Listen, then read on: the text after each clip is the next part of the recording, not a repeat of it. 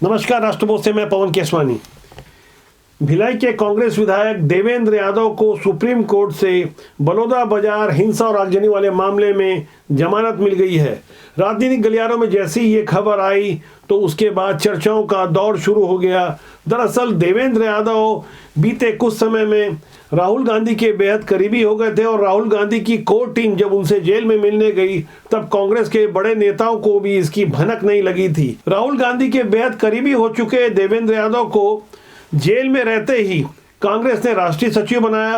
अब जब देवेंद्र यादव 21 फरवरी को जेल से बाहर आने वाले हैं, करीब 200 दिनों की जेल के बाद देवेंद्र यादव के बाहर आने के क्या राजनीतिक मायने होंगे और छत्तीसगढ़ में जिस तरह से कांग्रेस की राजनीति चल रही है, वहां ऐसी खास टाइमिंग में देवेंद्र यादव के जेल से बाहर आने के बाद निश्चित रूप से इसका खासा प्रभाव पड़ेगा। देवेंद्र यादव का जेल से बाहर छूटना और कांग्रेस की राजनीति में इसका कितना असर पड़ेगा, इस पर हम आगे कुछ विश्लेषण करेंगे। फिलहाल हम उन कारणों पर यदि गौर करें कि देवेंद्र यादव 10 जून 2024 को किस तरह से बलौदाबाजार में सतनामी समाज के कार्यक्रम में गए और उस कार्यक्रम के दौरान किन परिस्थितियों में एसपी कलेक्टर कार्यालय में आगजनी हुई, कई गाड़ियां जला दी गई, यहां तक फायर ब्रिगेड की गाड़ी को भी नहीं छोड़ा गया, पेट्रोल बम का इस्तेमाल किया गया। सिलसिलेवार ढंग से वो सारी बातें सामने आ चुकी हैं। यहां देवेंद्र यादव की भूमिका को समझने के लिए राज्य सरकार को करीब 2.25 महीने लग गए। 17 अगस्त 2024 को देवेंद्र यादव सेक्टर 5 भिलाई स्थित अपने घर से जब गिरफ्तार किए गए तब भी पुलिस को 11 घंटे लगे उन्हें गिरफ्तार करने के लिए। सुबह 7 बजे पुलिस उनके घर पहुंची थी और शाम 6 बजे देवेंद्र यादव को नाटकीय तरीके से गिरफ्तार किया गया। गिरफ्तारी से पहले उन्हें काफी मौका दिया गया कि वो कार के ऊपर खड़े होकर संविधान की पुस्तक को दिखा सकें, जैसे कि राहुल गांधी इन दिनों अक्सर दिखाया करते हैं। साथ ही उन्होंने सफेद ध्वज, जो सतनामी समाज का एक प्रतीक माना जाता है, उस ध्वज को हाथ में पकड़ा। हालांकि उस दौरान ये तीखी प्रतिक्रिया भी हुई कि आखिर ध्वज और संविधान को पैर के सामने क्यों रखा गया, और इस दौरान लहराता हुआ ध्वज भी नीचे गिर गया था। वो सारी तस्वीरें 187 दिन पुरानी है। नए दिन की जो नई बात हो रही है वहां गहराई से लोग समझ रहे हैं। वहां देवेंद्र यादव के भाई धर्मेंद्र यादव सहित उनके समर्थकों ने सोशल मीडिया में एक के बाद एक जिस तरह से पोस्ट डाली है, एक तरीके से बताने की कोशिश की जा रही है कि वो अन्याय के विरुद्ध लड़कर आए हैं। भूपेश बघेल का एक ट्वीट सामने आया है। दरअसल 10 जून 2024 को सतनामी समाज, जो अमन, शांति और भाईचारे का संदेश देता है, उनके कार्यक्रम में देवेंद्र यादव अचानक पहुंचे थे। भिलाई से 130 किलोमीटर जाकर वो जिन हालातों में सतनामी समाज के कार्यक्रम में शामिल हुए थे, तब चर्चा इस बात की हो रही थी। देवेंद्र यादव भिलाई से 130 किलोमीटर वहां पहुंचे हैं, लेकिन आसपास की कई विधानसभा में जहां कांग्रेस के विधायक हैं वो इस कार्यक्रम में शामिल नहीं हुए। इतना ही नहीं, देवेंद्र यादव के साथ उनके कुछ समर्थक भी पहुंचे थे, जिन्हें पुलिस ने बाद में उनके खुर्सीपार स्थित घर से गिरफ्तार किया। देवेंद्र यादव की गिरफ्तारी के 5 दिन बाद भिलाई में देर रात खुर्सीपार इलाके में 12 गाड़ियां पुलिस की पहुंची थी, जिसमें पर्याप्त मात्रा में पुलिस बल था। लेकिन 5 लोगों की गिरफ्तारी के लिए 12 गाड़ियां जिन हालातों में खुर्सीपार के मिलावटपारा क्षेत्र में पहुंची थी, वह पुलिस की पर्याप्त तैयारी का हिस्सा था। पुलिस ने खुर्सीपार के मिलावटपारा से योगेश नौरंगे, दिनेश बांदे, हेमंत खूंटे, वीरेंद्र गायकवाड़ और लक्ष्मण सोनवानी को उनके घर से छापेमारी के बाद गिरफ्तार किया था। गिरफ्तार किए गए भिलाई से इन युवकों के बारे में बताया गया है कि सीधे तौर पर राजनीति से नहीं जुड़े थे। कुछ के बारे में दावा किया गया कि वो बीएसपी के ठेका मजदूर थे। ऐसे ठेका मजदूरों का बलौदाबाजार में देवेंद्र यादव के साथ उस कार्यक्रम में शामिल होना अपने आप में काफी कुछ बड़े संकेत देता है। 10 जून को जो कुछ भी हुआ पूरी दुनिया ने देखा। पूरे भारत में ऐसा कहीं नहीं हुआ।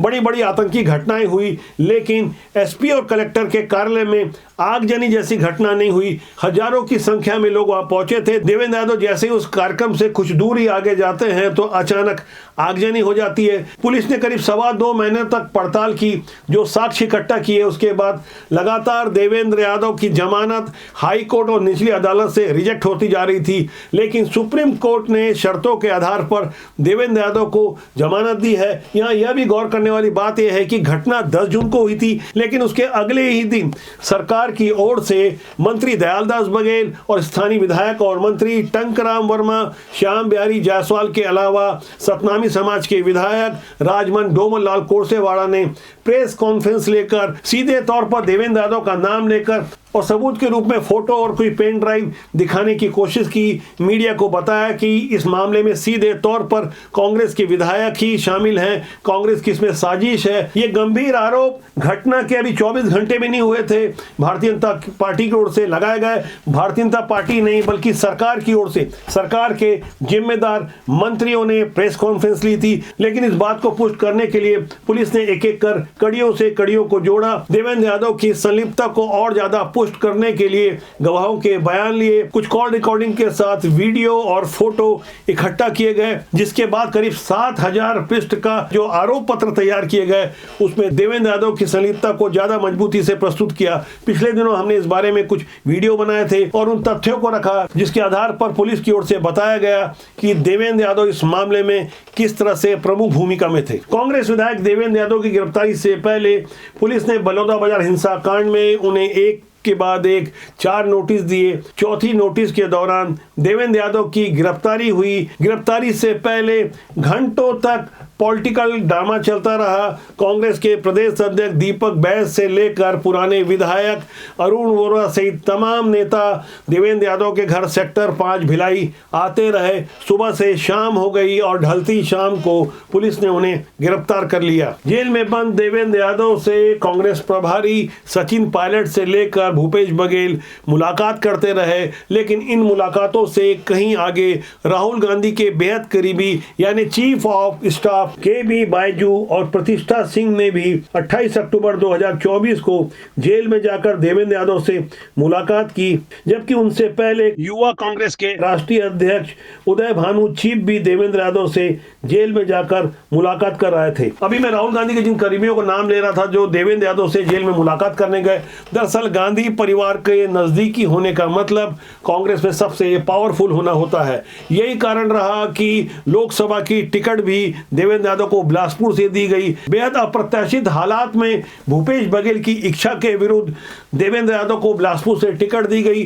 न केवल टिकट दी गई बल्कि जब गिरफ्तार हुए तो राष्ट्रीय सचिव भी बना दिया गया। कुल मिलाकर पूरा गांधी परिवार कहीं ना कहीं देवेंद्र यादव पर मेहरबान नजर आता है। ऐसे हालात में जब जेल से 21 फरवरी को देवेंद्र यादव बाहर आएंगे तो बदले हुए हालात में जब छत्तीसगढ़ में कांग्रेस की राजनीति में भूपेश बघेल की हालत पतली होती जा रही है, पार्टी आला कमान ने उन्हें राष्ट्रीय पदाधिकारी बना दिया है और छत्तीसगढ़ कांग्रेस के नए अध्यक्ष के रूप में टी.एस. सिंहदेव की ताजपोशी की तैयारी हो रही है, तो ऐसे हालात में जब देवेंद्र यादव जेल से बाहर आएंगे तो कम से कम कांग्रेस की राजनीति में देवेंद्र यादव का कद ऊंचा माना जाएगा। जिस तरह के सोशल मीडिया पोस्ट आ रहे हैं उसे देखकर लगता है कि उनके समर्थक और खासकर एक बड़ा युवा वर्ग एक बड़े जश्न की तैयारी में होगा। जमानत में छूटे देवेंद्र यादव को छत्तीसगढ़ के कांग्रेस के सबसे बड़े नेता के रूप में प्रस्तुत किया जाएगा। ऐसे हालात भूपेश बघेल को निश्चित रूप से असहज लग रहे होंगे। कभी देवेंद्र यादव भूपेश बघेल के लिए लॉबिंग किया करते थे। जब 2.5 साल के मुख्यमंत्री का कार्यकाल उनका समाप्त हुआ था तब वो देवेंद्र यादव ही थे जो पीएल पूनिया के दिल्ली स्थित घर पर ढेर सारे विधायकों के साथ लगभग धरना देकर बैठे रहे और ये दबाव बनाने में सफल हुए कि हमारे पास बहुमत है। यदि पार्टी आला कमान 2.5 साल वाले फार्मूले के तहत टी.एस. सिंहदेव को छत्तीसगढ़ का मुख्यमंत्री बनाता है तो हमें कतई बर्दाश्त नहीं होगा। लेकिन आज हालात बदले हुए हैं। देवेंद्र यादव ने अपनी राह पकड़ ली है। राहुल गांधी की भारत जोड़ो यात्रा और भारत न्याय यात्रा में जिस तरह से वो शामिल हुए, वहां से कहीं ना कहीं वो राहुल गांधी के बेहद करीबी हो गए। एनएसयूआई की राजनीति से आगे बढ़े देवेंद्र यादव ने कम समय में छत्तीसगढ़ कांग्रेस में एक अपना अलग स्थान बनाया। लेकिन गौर करने वाली बात यह है कि बलौदा बाजार हिंसा वाले मामले के अलावा अन्य 3-4 मामले हैं जिसमें देवेंद्र यादव आरोपी हैं। उनके विरुद्ध बहुचर्चित कोयला घोटाला मामला और कथित एमएमएस मामले में भी जांच चल रही है। इसके अलावा भिलाई से भाजपा के उनके प्रतिद्वंदी रहे प्रेम प्रकाश पांडे ने भी हाई कोर्ट में देवेंद्र यादव के निर्वाचन को लेकर एक बड़ा प्रश्न खड़ा किया है। वहां याचिका लगाई गई है और बताया गया है कि देवेंद्र यादव ने अपनी संपत्ति कम कर बताई थी। इतना ही नहीं बल्कि बताया गया है कि उन्होंने अपने पुराने आपराधिक प्रकरणों को भी छुपाया है। कुल मिला के मामला निर्वाचन से जुड़ा हुआ सीधे तौर पर यह आपराधिक मामला नहीं है, लेकिन नेताओं के बारे में जैसा कहा जाता है कि कुछ मामले मुकदमे न चल रहे हों या नेता कुछ अलग कारणों से सुर्खियों में न रहे तो वो नेता ही क्या। देवेंद्र यादव को जमानत पर छोड़ छोड़ने का फैसला सुप्रीम कोर्ट ने 20 फरवरी को लिया, लेकिन उसके ठीक एक दिन पहले देवेंद्र यादव का जन्मदिन था। उनके समर्थकों ने भिलाई के टाउनशिप इलाके और कई इलाकों में जिस तरह के पोस्टर लगाए हैं, मानो उनके समर्थकों को पहले ही पता था कि अगले दिन वो जमानत में छूटने वाले हैं। आप ये पोस्टरों की श्रृंखला देख सकते हैं, किस तरह से उन्होंने खंभों में और चौक चौराहों में देवेंद्र यादव के पोस्टर लगाए हैं। चारों तरफ देवेंद्र यादव के पोस्टर भिलाई में लगे हुए हैं। कांग्रेस की राजनीति में माना जाता है कि होता वही है जो दिल्ली दरबार चाहता है। कभी छत्तीसगढ़ में कांग्रेस के सुप्रीमो बने, मुख्यमंत्री बने, अजीत जोगी सर्वे सर्वा हुआ करते थे, लेकिन गांधी परिवार की नाराजगी उन्हें भारी पड़ी। न केवल पार्टी से निकाल दिए गए, हाशिए में डाल दिए गए, उन्हें अलग पार्टी बनाने को मजबूर किया गया। आज जब अजीत जोगी दुनिया में नहीं है तो उनका परिवार हर हाल में अपनी पार्टी को कांग्रेस से मर्ज करवाकर उसमें प्रवेश चाहता है, लेकिन भूपेश बघेल ऐसा नहीं चाहते। टीएस सिंहदेव ने बीच का रास्ता अपनाया है, यानी वो न्यूट्रल है, लेकिन डॉक्टर चरणदास महंत ऐसा चाहते हैं। नेता प्रतिपक्ष हैं। कांग्रेस कुल मिलाकर छत्तीसगढ़ में अलग अलग धड़ों में बटी हुई है। ऐसे माहौल में कांग्रेस का नया प्रदेश अध्यक्ष बनाया जाना है। इसमें कोई आश्चर्य नहीं होगा यदि देवेंद्र यादव को ही कांग्रेस का नया प्रदेश अध्यक्ष बना दिया जाए, क्योंकि कांग्रेस में गांधी परिवार ही सर्वे सर्वा होता है। भूपेश बघेल ने कोशिश की थी कि प्रियंका गांधी के बेहद करीब जाकर राहुल गांधी से पुरानी नाराजगी को दूर किया जाए, क्योंकि वो 2.5 साल वाले फार्मूले को नहीं मान रहे थे। कोशिश तो बहुत की थी। जब नया रायपुर में कांग्रेस का राष्ट्रीय अधिवेशन हुआ था तब भूपेश बघेल ने उस समय अपने बेहद खासम खास और रायपुर के महापौर एजाज ढेबर के माध्यम से लाखों रुपए की फूलों की पंखड़ियां रोड में बिछा दी थी। प्रियंका गांधी की खुशामदगी की काफी कोशिश की गई। कांग्रेस का हर बड़ा नेता जानता है अच्छी तरह से गांधी परिवार खुश तो उनकी राजनीति भी एकदम फिट। ऐसे माहौल में देवेंद्र यादव के लिए अच्छी स्थिति है। आने वाले दिनों में देखना होगा कि कांग्रेस की राजनीति किस करवट पर बैठती है, जबकि भारतीय जनता पार्टी ने लगातार विजय हासिल की है। पहले विधानसभा, फिर लोकसभा, उपचुनाव, नगरीय निकाय, उसके बाद त्रिस्तरीय पंचायत चुनाव। कुल मिलाकर छत्तीसगढ़ में निर्वाचन के मामले में कांग्रेस का सुपड़ा साफ हो चुका है। तो ऐसे हालात में देवेंद्र यादव क्या कुछ कर पाते हैं, क्योंकि वो राहुल गांधी के बेहद करीबी हैं। अंदर खाने की और भी कई जानकारियां हैं जिन पर हम गहराई से पड़ताल कर रहे हैं, और अपने आगे की वीडियो में हम कुछ खास बताने जा रहे हैं, जिसमें महादेव सट्टा से जुड़े हुए कई चेहरे जो बेनकाब होने वाले हैं, जिनके बारे में पड़ताल चल रही है। वो ढेर सारे कागजात हमारे पास हैं। बहुत जल्दी उन कागजात और उन नामी बेनामी शैल फर्मों की जानकारी के साथ मैं बहुत जल्दी आपसे फिर मिलूंगा। तो आज के लिए इतना ही। मेरा आपसे आग्रह है, चैनल को देखें, लाइक करें, शेयर करें। जाते जाते मेरा आपसे आग्रह है कि राजनीति में अच्छे लोगों को जोड़ें।